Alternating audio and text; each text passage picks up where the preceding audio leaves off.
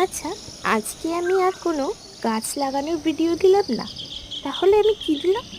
তো আজকে আমার ছাদে কি কি ফুল ফুটলো তো সেটাই একটু শেয়ার করে দিচ্ছি তোমাদেরকে, ছোট্ট করে একটা আপডেট দিচ্ছি।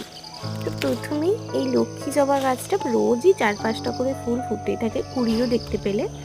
আর এই জবা ফুলটা কালারটা কি দারুণ না, আর আমার হাতের থেকে পর্যন্ত বড় ফুলটা। তো এইটা একটা ভেরিয়েন্ট কালার, আমার খুবই পছন্দ এই জবা গাছটা। আমি অনেক দিন আগে 100 টাকা দিয়ে নার্সারি থেকে কিনেছিলাম। আর এই বোগেনভিলিয়াটা, এটাও আমি কিনেছিলাম ওই 60-70 টাকা দিয়ে নার্সারি থেকে। আর এই মিলি ফুল গাছ তো শীতের পর থেকেই আমাকে ফুল দিয়ে যাচ্ছে।